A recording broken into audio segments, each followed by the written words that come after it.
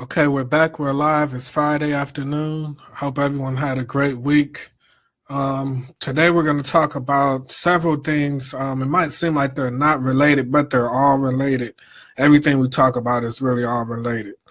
We're going to talk about two things. First, I want to talk about celebrity culture and how it affects activism. And then secondly, we're going to talk about the role of Black media in activism.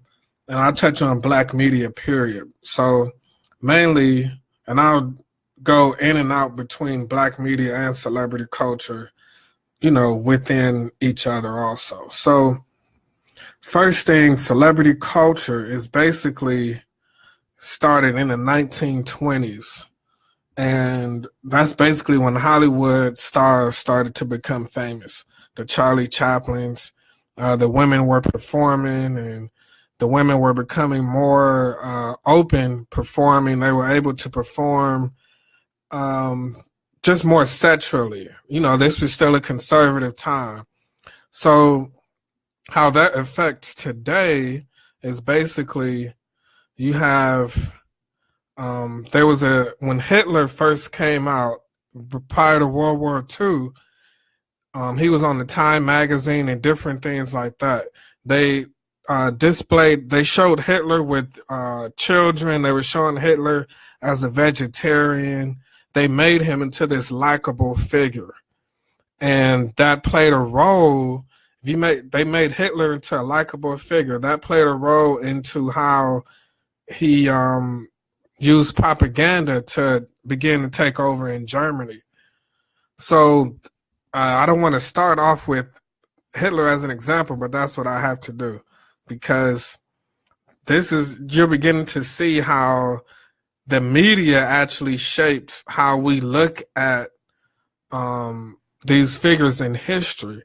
And whether it's accurate or not, it plays a role in how we perceive it and how we continue to look at it in history. A perfect example would be Martin Luther King, who birthday just passed. Martin Luther King, he usually has this docile, turn the other cheek, seen as weak image.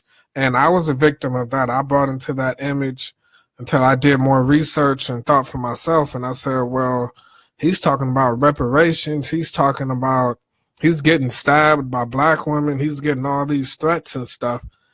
That doesn't really sound like a weak person. So we have Time magazine talking about Hitler. Well, he got the Man of the Year. They said he was a gentleman countryman, to quote unquote. So, and a lot of this is coming from this book that the lady's name is Charlotte Hitler at Home. That's the name of the book. And it's from buffalo.edu website. So when I say a lot of things, if it's not like mine originally, I'm going to give credit to sources. So it's basically saying, she's talking about in this article, the 1930s marked the rise of celebrity culture in the era of talking movies, radio, and new lifestyle magazines. Hitler's propagandists took advantage of the new celebrity culture and even helped shape it, which is what I was alluding to earlier. So how does that play a role into today? Today, and especially on social media, activists are there. It's like a lot of people are following the activists and not really the messenger. And that can go with religion as well. A lot of people are following Jesus and not the message that he brought, different things like that, and, different religions. But on the topic of activism in America, we have this fascination with celebrity culture. And this is kind of the 1930s. It's just kind of where it started. Just wanted to give some kind of foundation. But you have, a lot of things. It's not really becoming what the message is. It's engineering celebrity culture. It's engineering celebrity worship. And it started with Hitler in the 1930s, how they portrayed him, as I said, a country gentleman. They portrayed him as a vegetarian. They showed him with children. They showed him as a nice young man, but he was taking over Germany and tried to take over the world. So, and celebrities are using this to their advantage. And when I say celebrities, I'm saying activists, because we're talking about activism. So, and that is hurting activism, because what it's doing is it's watering down activism. It's watering down goals. When the goal becomes to get likes, or when the goals become to get views, when the goal becomes to get attention for attention's sake, that waters down the intended, what the goal is and what the mission is, in fighting white supremacy and, getting affordable housing, getting resources, putting pressure on your elected officials. These things are not really popular, but due to celebrity culture, they have been watered down. And the celebrity culture stems from the 1920s, 1930s Hollywood movies that became popular. So a lot of times also you have what I've seen and noticed, and what people tell me, is that activists, ironically, I don't want to say all of them, but a good number are, anti-establishment, anti-government, or they at least want to change for the system.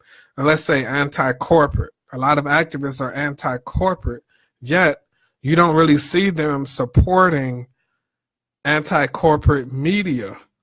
When activists, and there's a slight paradox to that. I understand that to get the word out, activists have to, get some exposure and go maybe where they would get the most exposure. But at the same time, if you're going to do that, that's kind of like a violation of principles, especially if you're not supporting anti-establishment media, if you're not supporting local or independent media, wherever you're located. If there's someone doing independent local media that has a lot of the same values that you have, then why not try and push and support them further?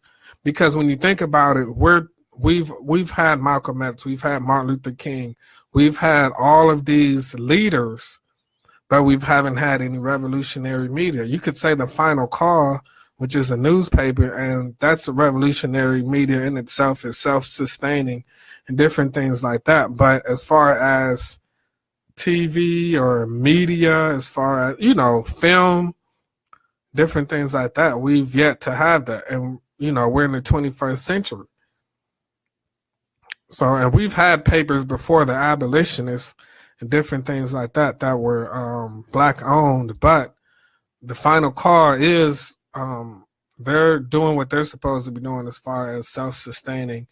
But as far as people supporting, and I'm talking grassroots, because the Final Call is local in a way, but it's kind of popular. You know what I mean? Like I'm saying, as far as how it is connects with Black people. So I don't want to spend too much time on that. I'm just clarifying it. But as far as, it's just really interesting and weird that activists are anti-establishment, but rarely support anti-establishment media. And we have to really get out of this, because it continues to feed the celebrity culture that I spoke on minutes ago. It continues to feed that, we want validation, we want acceptance. And when you want that, you start to do things, attention for attention's sake. And it waters down activism. It waters down the media. I did a video a few weeks ago, and I spoke on how mumble rap is rap that's watered down in a way, but in the 60s and 70s, it wasn't watered down, but the activism wasn't watered down. So in the 60s and 70s, the music was raw and genuine, in the 60s and 70s, the activism was raw and genuine. But today, the music is watered down and the activism is watered down because the celebrity culture is driving it more and more and more. We're seeing more. In fact, we're seeing more and more celebrities speak out and become activists, which is great. But at the same time, how many of these celebrities are supporting independent Black media? So if you're going to be anti-corporate, anti-establishment, but still go to only the corporate media, is kind of a hypocritical situation. So yes, go out there, go to corporate and speak out, but at the same time, show that you support independent Black media, because people are still, most people are followers. So people are still going to go, well, he supported this, so I'm going to support this. And they supported this, so I'm going to support this. You know what I mean? People, we're not really at the level where we think for ourselves to the point where we can decide, okay, you know what? I haven't really seen anything like this. This is great. I'm not going to wait until it becomes accepted. I'm not going to wait until it becomes popular or trending. You know what I mean? So it's just really, celebrity culture is really killing and watering down and diluting activism. And we have to get back into thinking for ourselves. We have to get back into not just taking anything because it's popular or funny, and that our need to be entertained is really, I would argue that that's our biggest enemy. But I'm going to do a video on that, maybe a couple videos down the line. I'll probably do a video on that soon. So this is just a short video on just sparking the insight, planting the seed that, you know, I'm going to sum it up. The 1930s, the rise of Hollywood was the rise of celebrity culture, and they used that to paint Hitler as a gentle countryman. They showed Hitler with children, with dogs and animals, and he was just nice. But the whole time he was plotting to take over the country. He was taking over Germany. And that's just a role in media. And of course that was corporate media that did that. But at the same time, it just shows how media shapes our perception of people. Just like with Martin Luther King, I said earlier, he was not this docile person. And we're using celebrity culture is influencing how we perceive activists and activism. And it's watering down. It's not making it to, and this is how you know it's watering down, if you want me to be specific. Like, we're not, a lot of things are being done for attention's sake. A lot of things are being done because it's a trending issue. A lot of things are being done to get validation and attention and not ruffle any feathers, but to change the dynamic to where we focus on what is actually important rather than what people will gravitate to. It's almost it's an uphill battle that might be too late, because, you know, celebrity culture started in the 1930s, and, you know, this almost 2020, it's almost 100 years later.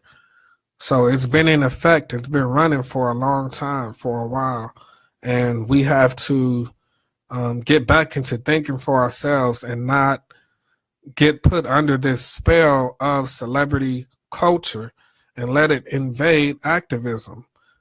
Activism in the 60s and 70s was not about becoming popular and doing things for validation and trying to get, you know, acceptance on the internet. It was about getting things done, educating the people, because any successful revolutionary communication, like the printing press during the American Revolution and the Nazi propaganda that was used to take over Germany, it connected the people. it connected the people.